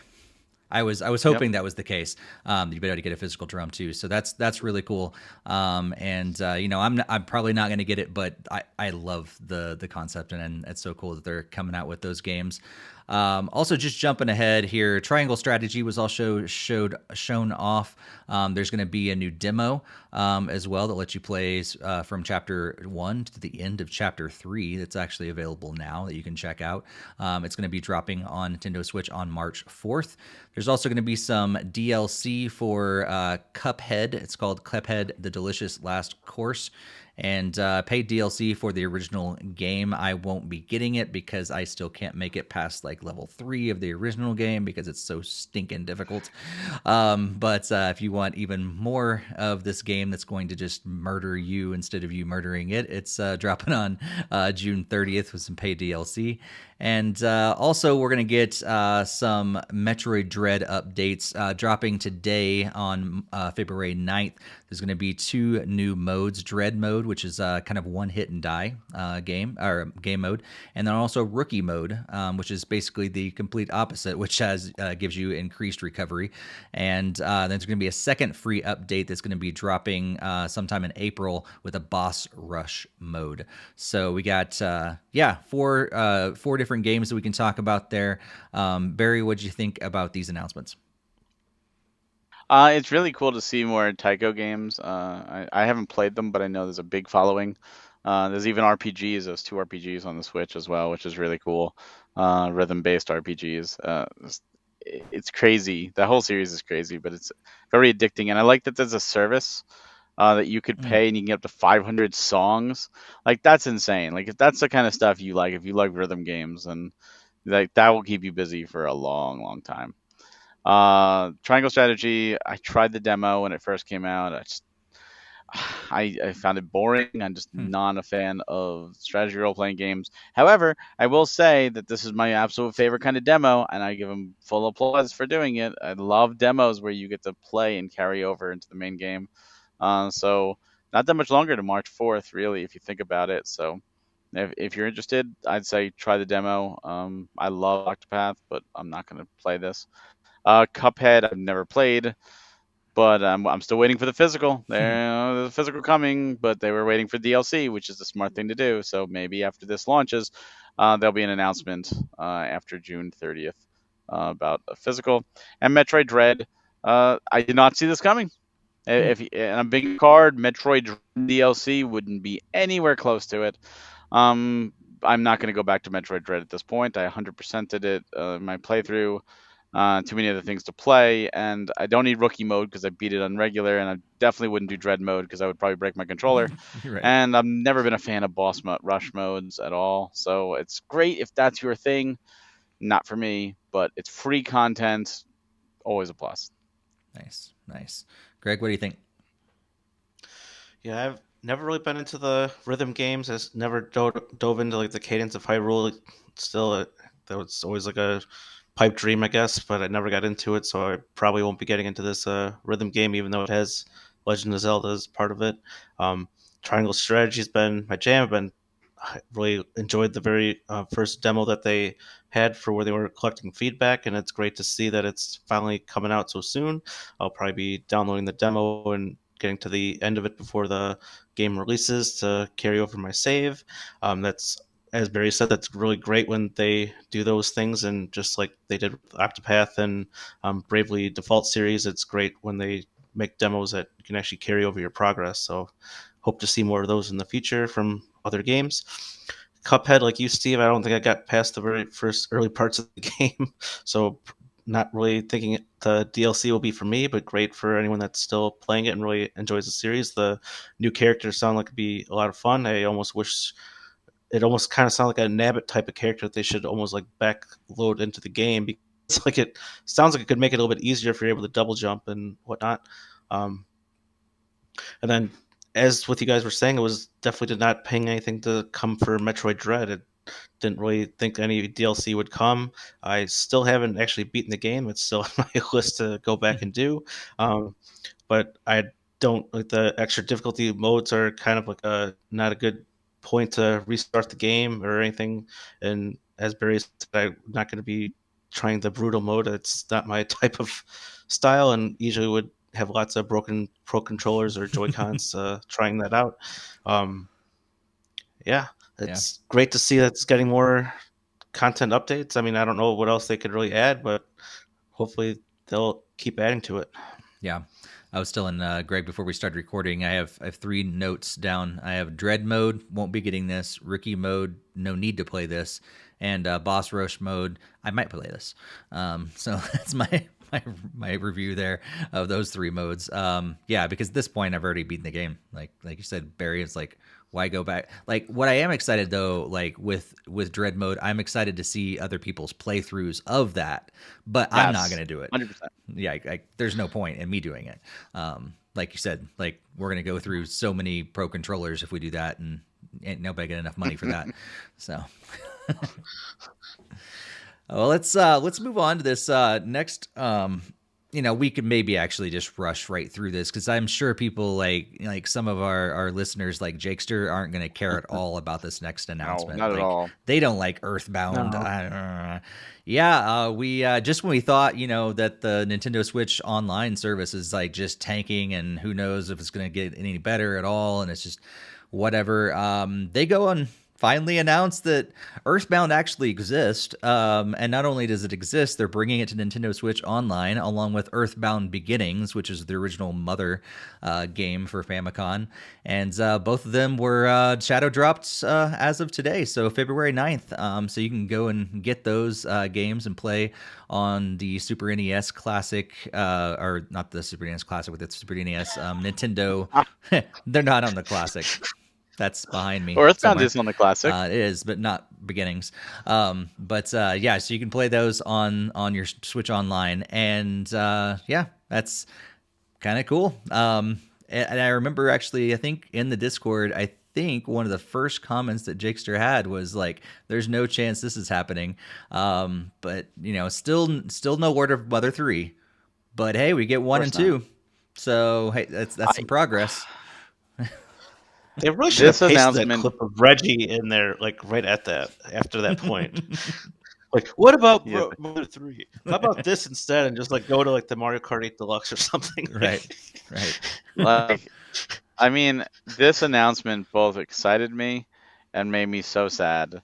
Excited me for people like Jakester, who have been begging and begging for this, and this is definitely a big series to get on the Switch.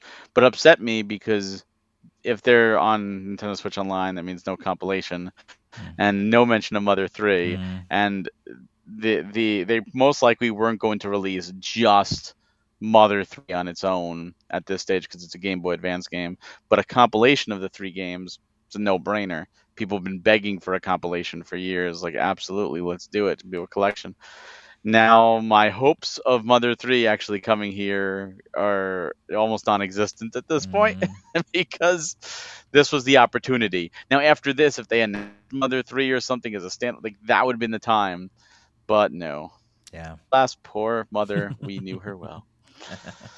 Greg, have you ever played the Mother 3 or Mother 3? Have you ever played any of the Mother games? Mother 3. Um, I did play beginnings for a while, and I Mm. put like a good, I don't know, like 5-6 hours into it and had a lot of fun with it. And I don't know why I stopped playing. I don't know if it was just because it was on the Wii U or whatever, but I'm actually been like kind of wanted to dive into them on the Nintendo Switch Online at some point because it's really great. I'm kind of interested to see where those games go. Mhm. Um, but unlike Barry, I almost think that they're still saving like the Mother 3 announcement for like E3 or something to like really like rock the house or something like. Um, I hope you're right and I'm wrong. That's when they announced the Game Boy Advance games coming to Nintendo Chihuahua. Nintendo Switch Online. Nintendo Switch Chihuahua. Yeah, Part of Wii Sports Resort. that's right. New from Hasbro. I wonder. Maybe I'm really this is really out there. But what if Nintendo has secretly been behind the scenes? There's a lot of this connection and working with Square lately. What if they've actually gotten Square to remaster and redo the games like they've done some of the Final Fantasy games, and there's going to actually be an HD remake of all 3 games, and that's your collection? I would absolutely love that. I think there's a snowball's chance in hell of that actually happening because Nintendo of America does not want Yeah. to acknowledge Mother 3 even exists. That's very true. I said it was out there, but And that's something to make. that's why I really think wanted them it's to like reuse that. I mean, that's why I was hoping they would reuse that clip from that that E3 show, It where was like Nintendo. give Right. give us Mother 3, and I Pulls out the that would fire have been flower. perfect. Yeah. Well, let's hit some more of these games coming out, and there's another one coming very soon that we're gonna have to have Barry pronounce. But Zombie Army 4 Dead War comes out on April 26th, and that's about all we know about that game. Zombie Army 4. They didn't even include much of it in the press release later. It kind of like showed it on screen. Looks like a zombie game coming on April 26th, and moving on. And Gitsu Fumaden, is that how you pronounce Very good. that? Yeah, there we I'm go. guessing. Sure. Gitsu Fumaden. Undying Moon. And so this is I really don't know much about this game. It could be fun, but it seems so crazy. I mean, it's a traditional Japanese kind of art, dark fantasy I believe world it's thing. a remake of a Famicom game. Oh, okay. They didn't really show a whole lot off, so I was like so confused by it, but it looked really interesting. But it's actually out on the Switch now. It came out on February 9th today as we're recording, so you can check that game out. Also, Demon Slayer. I'm not even going to try pronouncing the rest of that. No, I want to hear you try. No, it's something else. But Demon Slayer is coming June 10th to Nintendo Switch, along with Lego Brawls coming sometime in the summer, and 2 Point Campus coming out on May 17th. Demon Slayer, Lego Brawls, and 2 Point Campus also one of those games that are 3 of those games that they didn't really even talk about in the press release, so they're just coming out. Lego Brawls, I think I have it on Apple Arcade, but I haven't touched it yet. 2 Point Campus seems like it's so interesting. Like, I'm not gonna play it, but it's crazy and funky and like this campus building simulation. We talked about it, I think, on previous episodes too. So, but yeah, Zombie Army 4, Getsu Fumiden, Demon Slayer, Lego Brawls, 2 Point Campus. Greg, what do you think of these games? Well, I think first of all, I think you neglected to say this was like the highlight reel portion where they were just like, Oh, "Oh, that's let's true. fly through They did. like 10 games and give them each like 10 seconds of trailer time." But yeah, I think pretty much all these didn't really have too much interest for me. I was kind of looking for like some really cool indie games or something or other things that they might be showing off during this segment. For the most part, a lot of these I don't really find too interesting, and this seemed to kind of follow along with that previous direct. So, obviously, I've been saying there's so many games I am interested in from we've been talking so far tonight. So it's finally nice to have a lower portion, not to have to really have too much interest in the ones that they showed in this current section we're talking about. Yeah, absolutely. Yeah, Barry, what'd you think about these? I mean, Zombie Army 4 doesn't do anything for me. I'm not a first-person shooter, and I'm not big on zombie games. Getsu Fumaden looks really good, and it was shown off previously at another Oh, okay. direct, and it looks really, really good. And it's Konami, I've heard it's hard, but I'm interested to see what happens. Would love a physical of it because it looks great. Um, I I already picked this up ironically on PS5 and PS4 because I wasn't sure, Sega and anime, and wasn't sure if they were ever gonna bring it to Switch. But Demon Slayer Kangaroo no Yoda, the Hadouken Chronicles. I mean, if you like the anime, it looks fantastic. It looks like a lot of fun. I've heard good things about it, so it's great to see it come to Switch. And Lego Brawls I've never heard of, but it looks like fun. And Two Point Campus again, we saw that a lot, especially at E3 last year. So I've never played the 2 Point games, but they're not for me. But I know there's a big audience, like 2 Point Hospital is a big audience, so it's a Yep. good get. Yep. Absolutely. So we, yeah, then we, we're moving on, and another game that just won't die. It just will not die. Even though we have predictions that they're gonna eventually release the ninth version of this game. No, no, Mario Kart 8 Deluxe is gonna still live on for forever. I almost expected them at the end of this announcement to just say, you know what, we're also announcing today that we're going to drop the 8 from this game's name to just Mario Kart Deluxe. Because that's what it's the Smash Brothers Ultimate version of Mario Kart is what's happening here. So they're bringing out some booster course passes, 8 courses released over 6 waves for a total of 48. Yeah, you heard me right. 48 more courses by the end of 2023. That means most likely we're not getting Mario Kart 9 by the end of 2023. They're going to let Mario Kart 8 Deluxe live on. But you're probably wondering how much is this, Steve? Like that's a lot of courses. $25. $25 to get all this DLC for the entire 48 courses. And it's going to be starting the rollout on March 18th. But that's not it. If you are a Nintendo Switch member, expansion pass member, guess what? It's included in the expansion pass now. So now it's starting to look more worth it. What do you think, guys? Like now it's actually like, okay, I could see myself doing this, and you get the Animal Crossing and all the 64 games. Okay, now I'm glad I am an expansion pass member. Barry, what'd you think about all this Mario Kart 8 Deluxe news?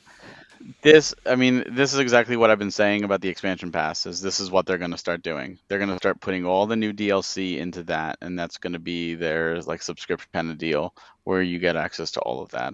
And this just cements my theory about it with the precedent set by Animal Crossing, and that makes me happy because I was like, well, $25 isn't a lot, but it's over the course of 2 years, and how often do I play Mario Kart 8? Like never. And do I want to pop it back in just to play a couple old courses? But now it's like I can go back to it whenever, and it's like, oh, the courses are there for me. This is cool.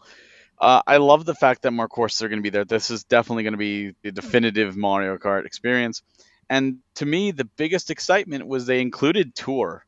That they actually included Tour as a ninth game, and they're bringing courses in because while Tour, if you play it, it's filled to the brim with classic courses.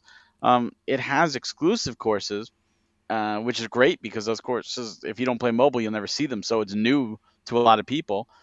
And, I kind of want to see them go above and beyond. I want to see them take Tour's mentality, because what Tour will do is they'll take the course you want, and then there'll be the reverse version of it, which is standard in Mario Kart. But then they'll also do a trick version of it with extra ramps and jumps and craziness, and then a reverse trick version of it. So each course is 4 different versions of. So, you know what? I kind of feel spoiled, but I want to see 4 versions of every, because we already have 2, because in the game you already have reverse. I want to see trick versions of everything with extra ramps and extra jumps and all that stuff, because it changes the game completely. Mm-hmm. Yeah, I just think they're going to keep running out of things to call their trophies because like we're beyond the basic 4 and the 8 that they eventually got. That's kind of crazy. But yeah, I agree with you. I mean, I don't know where the end is now. Like eventually, there's gonna like I thought it was cool. Like tour, wow, I did not see that come, but it's cool. It's exciting. Greg, what do you think about all this Mario Kart 8 Deluxe news? I do have to admit that at first I had thought like each wave was going to be like $25, and I was like, Mm, "What the heck? This is like a lot yeah. of money." And then finally, I once they started, it's like, "Oh, it's included with the expansion pass." Then I was like, "Oh, thank G!" Like I've already got that for the Animal Crossing Right. DLC. So like $150 that for kind of these also 48 made it click. courses. So that also made it click. That was like, "Oh wait, you're getting all the waves for $25. It's not just like each wave." And I was like, okay, that's much better priced that way. So definitely very thankful that's what it is. I already got the pass, so very grateful to see that we'll get some more courses. The ones they showed off looked really incredible, like the Coconut Mall, and one of my favorites is Choco Mountain from the N64. So it was just great to see some more of those courses being more modernized and be included. Um, my daughter actually fired up the game. She's like, "Where are the courses?" Like, thinking they were like there right after the episode or after the direct, and unfortunately, no, they're not going to be dropping in for another month or so. So I'm sure she'll be playing through like the old courses again and getting all of her skills back and up in place. So I'm definitely excited to see more courses added, and probably be playing along with her once they each wave releases. Nice. Nice. See, Yeah. Steve, you were talking earlier about like instant. I want that instant. Boy, look at that. Yeah, that's we Just have bred this as a culture. Yeah. We just you expect show it. Well, I Nintendo some want to of it the games shadow now. came drop out today everything. too. I mean, Yeah. some of the games that we That's talked true. about did come out today too, and That's like some true. of the demos Yes. and Yeah. But Yeah. this one but specifically said releasing up into the end of 2023. Now, damn it, I want it now. Yeah. Yeah. Yeah. So, man, so well, I mean, much, the so first much. wave could have been today. I mean, It could have been. obviously it wasn't Yeah. ready, Could have. but Yeah. Yeah. Well, that's pretty much it. There was nothing else in this direct, right? Yeah. Right, Nothing. Barry. Nothing. yeah, we're Nothing done. Yeah. else. Yeah. Yeah. All right, let's good Nothing talk, else. good show, Oh, guys. We'll talk right. to you There next. was this other game I think called Xenoblade Chronicles 3. Is that right? Xenoblade Chronicles 3 is coming out September of this year. So yeah, Monolith Soft is bringing back the next installment of Barry's beloved franchise, and I will admit when I first saw it, I actually thought possibly remake of X, because we talked about that for a while, and then all of a sudden they bring out the flutes, and Yeah. I'm like, I don't remember flutes from Xenoblade Chronicles X. And then as I watched more, I was like, oh, this is something new, this is something exciting, and everything. So it's connecting 1 and 2 in some ways that I don't really know because I haven't played 1 at all, and I've only played Torna from 2. So there's a lot of the whole thing that I don't know much of, but somehow connecting 1 and 2 together. And yeah, it's coming out in September, so not long of a wait there for you, Barry. Could be your game of the year contender. So let's go to you Very first, well. and you can tell us how excited you are about Xenoblade Chronicles 3. When it was like one last thing, and I was really sitting there, I'm like, please be Xenoblade 3, and, and my wife was watching with me, and she was like, Mother 3. I'm like, no, what? You think they're gonna do that? And of course, when it started with the flute, and I'm like, is this? And then they started talking. I'm like, oh my god, like British accents. And then I saw, the war starting in the mechs. I'm like, this is Xenoblade. And then I started to see characters from previous games, and I'm like, oh snap, things are getting real. This looks phenomenal. I don't care if you've never played them. Like, look at the open world, like how gorgeous that open world is. It's like some of those shots are just beautiful. Monolith Soft knows how to do it. They've helped with Breath of the Wild for a reason. They know what they're doing. There's no excuse at this point. The entire series outside of X will be on the Switch, and X, I was hoping for X too as a shadow drop. Like, I want to see X go to the Switch. Like, bring it all. But if you like RPGs, you need to play. You just need to. The story alone is great. It's absolutely like you're doing yourself a disservice, especially with this coming out. It's just one of those titles. And if you say, "Oh, I didn't like Xeno 1's combat," try Xeno 2. Xeno 2's combat is very different. Very, very different. And Torna's even better. And Torna's very different too. Um just must play. The music, the atmosphere, the characters, the story, all of this is it's must play. I have gone through Xenoblade 1 and 2 now probably a good 4 times. Even though I've only played them once each, I've watched streamers go through like the highlight reels of going through the entire game because so many people like I've never played this before and I just watch the reactions because there's so many moments that just like mouth gaping open like oh my god, I can't believe this just happened. I can't believe this is a Nintendo game because it is. It's something that needs to be experienced. Like Life is Strange, like I was talking about that. Now you guys are seeing what I mean by it. These are these type of things that you just need to experience. So no excuse. Get Xenoblade 1, get Xenoblade 2, get Torna. They're on the Switch. You can play them. Get ready for September. This game alone, nothing else been shown, and I would have been beyond happy.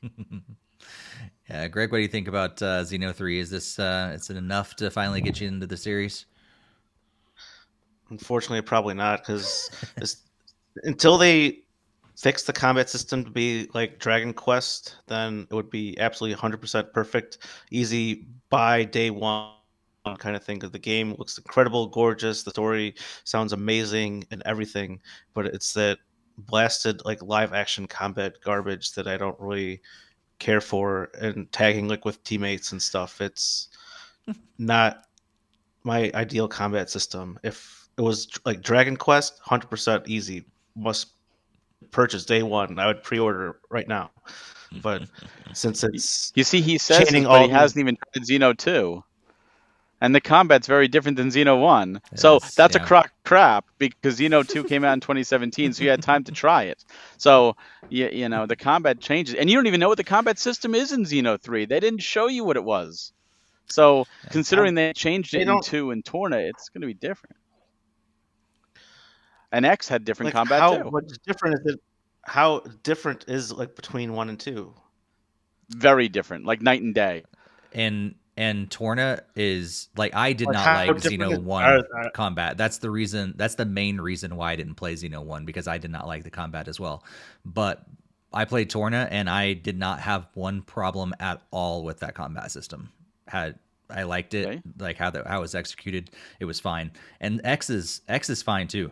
Like I was totally okay with how X was. I just didn't like 1. And you might like 1. I wasn't even like they did in yeah. I might like the remade version of it. Yeah, because I didn't really like the Breath of the Wild combat system as much, so I don't really play anything when it's Wild combat. Like anything that's like not like turn based and like not chaining things together is not my kind of jam. So I mean 2 has chains together and that's a big part of it, but the chains are simply like you'll see like something on the left or the right side of your screen and it'll tell you push ZR to do the move on the right and ZL to do the move on the left, and you initiate that, but it tells you this is what you can do. Like it's as simple as, oh look, I can push ZR and do some massive damage now. I mean, it's and it builds, it's not complicated, allowing you to learn as you go. Yeah, because it's like in Xeno 1, I couldn't even beat like the end boss that shows up in like the prequel section of the game because my characters didn't want to do the chain attacks to attack it. So that's the chain attacks in 2 are much better than 1's. See, the way it works with 1's chain attacks, you had to like actually initiate it. You had like the meter that filled up, and then you push start, and you initiate the chain attack. Go. With this, it's quite different because it still has that same type of chain attack, but it all has combos within, like chains within the combat. So like depending on what element you use, like if you start with a fire, you could do 3 fire moves, and it's a stronger fire. Or you could do fire, I don't remember them all, like earth, and then finish with lightning. And it will tell you what it'll do. And the AI is smart. So if like you need to finish with lightning and your AI has a lightning blade on them, they will automatically switch to the lightning blade so it's ready to go when the meter is full. So it's all initiative to you. Like all you have to do is push the buttons, and once you figure out some combos, you can like make yourself invincible. Like there's some, and they like heal you the combos. So like there are some blades that will heal you when they do the level 3, and you can initiate it like every battle. It's very, very intuitive. Mm-hmm. And Yeah. it's worth trying. But if you think it's all like exactly like Xeno 1 Wii, that'd be the equivalent of saying every board game uses dice. Like spinners don't exist or slides don't exist. Well, they do. Every board game doesn't use dice. Mm-hmm. Yeah. Yeah. It's definitely You're doing worth yourself giving it a a shot. service. If it's just the combat stuff that's held you back, I'd say it's definitely worth giving it a shot because it's gotten a lot better. Exactly. I But mean, it's, look at the Oh, that's world. good. It's gorgeous. Yeah. Yeah. It's kind of crazy. You don't have to wait too long. Like I September. think like that because we knew nothing about it really, right? Like I think people presumed it was in development, but that's about it. We knew it was in We knew. development because Okay. they stated when Xenoblade 1 got the definitive edition, it was future connected. And they Okay. specifically stated, pay attention to this. It's going to lead to the future of the series, meaning obviously they're working on a third game. Nice. But Nice. I've said it before, 2022 is 2017 part 2. Yeah. Every game pretty much. Mario Kart 8 now has DLC. Splatoon 2, Splatoon 3, Xeno 2, Xeno 3. You know, they're all here. We got ARMS, we got Mario Tennis or Mario Strikers, I mean. That's right, Strikers, You yeah. know, Yeah. and then Wii Sports, and it's just the only thing missing is a 3D Mario. We have a 3D Kirby and Zelda. But there's still time. Yeah. We don't know true. what's left of the year. It's really true. Yeah. Yeah, could be Greg, Breath of the Wild this year. It could be next year. Metroid So- Prime 4. There could be a Probably 3D Mario this holiday too. Remember, even Xeno, it's September. That's not their holiday title. Right. I mean, Yeah. there's still 3 months. Yeah, as of right now, we don't have a big announced title for holiday, do we? Like, No. so it's just speculation on could it be Mario, could it be Zelda, could it be Metroid, could it be something else we haven't heard of? Yeah. So cool. So yeah, that's our thoughts all on the Nintendo Direct from February 9th, 2022. Before we jump into what we're going to be playing over the next couple weeks, just another quick reminder to follow us on social media at NintendoFuse on Twitter, Instagram, and Facebook. And also be sure to join our Discord. The link is on the screen. Excuse me. Link is on the screen, but also in the show notes and the the YouTube description.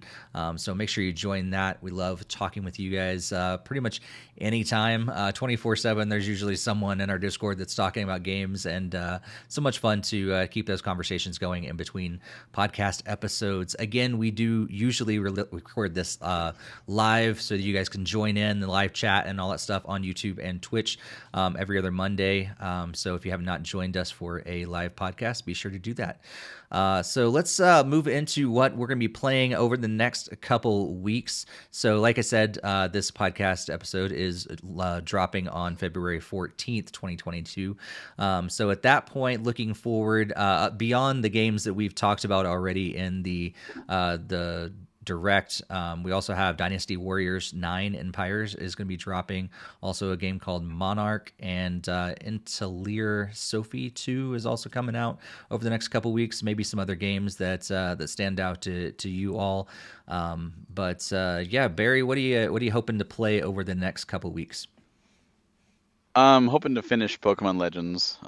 That's gonna be my main thing. I'm gonna probably look and see which one I'm missing to try and finish the Pokedex and not go crazy like, oh, I need one more. Where is it? And run around like that chicken with a head cut off. Not where is it? You know. But I'm just having fun with that game, and I think Strangers Paradise comes out here maybe next week. Final Fantasy Origins on PlayStation and Xbox, and that's probably where I'm going to go to. I did enjoy the demo. Give that game a shot. Give Square some time, and on top of that, Final Fantasy 14. Nice. I still have some stuff in there that Pokemon's pulling me away from. Like, I want to do this, but it's taking away Pokemon time, and Pokemon's just so good. So we'll see what goes on there, but that's Nice. my main goals. And things can change, but those are my main goals. Cool. Greg, how about you?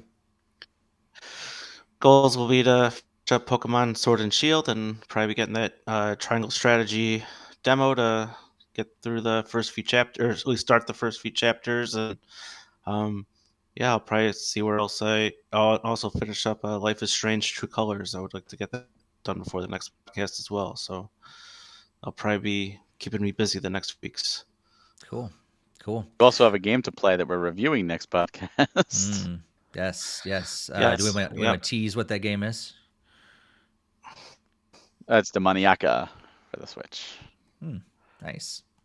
Looking forward to hearing what you guys say about that. Yeah, I'll probably, of course, be continuing in Rocket League and continuing this season, everything. Maybe getting into next Life is Strange game, depending on where I end up going with, which version I get and all that stuff. But maybe try to get into a couple chapters Before the Storm. I hope so. Yeah, me too. Before the Storm's quick too. It's 3. Yeah.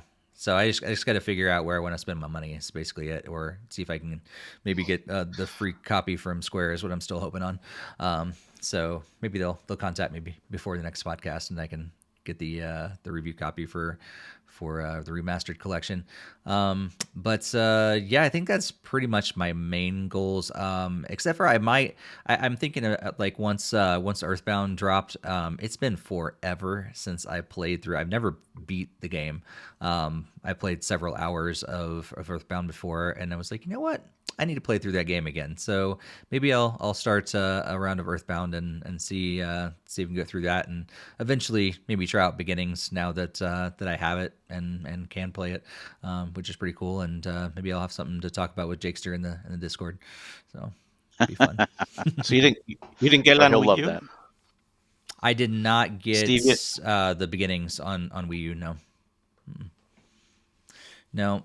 Yeah, I mean, I was excited that it came out for fans, but I'm not a gigantic. Clearly, I've never beat the game, so I'm not a gigantic Earthbound fan. I get excited for other people who are into it because it's such a big thing. But myself, I've only played maybe a quarter or half of the original not the original Earthbound Mother 2, but yeah, that one. Yeah.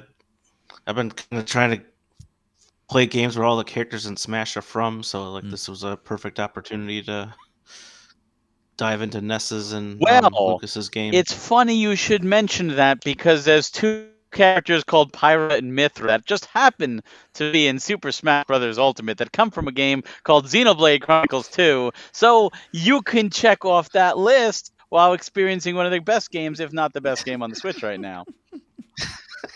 Wait, did you get the DLC? I get the homework assignment. Maybe I did not know. Oh, it's not in his copy of Smash. But it's in, but it's still in Smash. It's not available. It's not available. It's not available. It's available. It's available.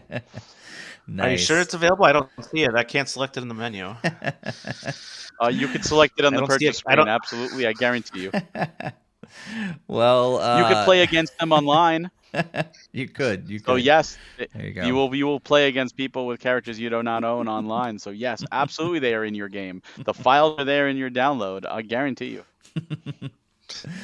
Well, beyond all that, we are going to be back with our next episode on February 28th. Join us live for that experience. You can jump in the chat room and tell us your thoughts on all the news that we talk about, the games we've been playing that week. Greg, Barry, what are you guys been up to? I think Greg's actually, I don't know. Do you want to make an announcement? There's something like at least you two are going to be working together a little bit more in the near future. Yeah. You want to announce it, Greg? Go for it. Sure. So I've been talking with Barry and his team a lot, and I've actually been asked to be onboarded onto Premium Edition games. So it was just pretty much effective this last Sunday that I talked with Jeff and Barry to get all that stuff ironed out, and I'll be addition to the team and help getting more physical games for the Nintendo Switch and anything else that they'll be working on in the future. Cool. So yeah, 2/3 of the podcast crew are now working for Premium Edition. So I'm expecting some perks. That's what I'm thinking.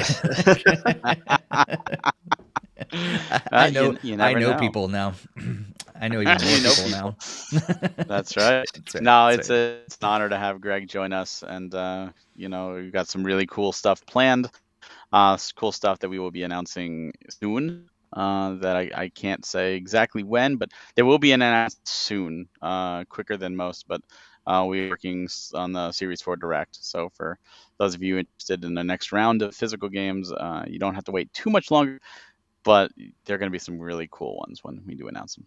Cool. Well, yeah, next episode dropping live on February 28th, so be sure to join us, 8:30 p.m. Eastern Time, 5:30 p.m. Pacific Time. We'd love to have you join us live in the chat and, join in the conversation. In a way, you're kind of like the fourth member of this team as the collective chat room, so we absolutely love interacting with you all through the live show. Apologize for this episode not being a live one, but hopefully you still enjoyed it and heard us talk about all the Nintendo Direct news. So we'll see how the next couple weeks shake up, what news pops out there, and what games we've been playing. We'll talk about it in the next episode, but that brings us to the end of episode 245. We'll see you on the next one on February 28th. Until then, happy gaming, everybody. Have a good one. See you next time.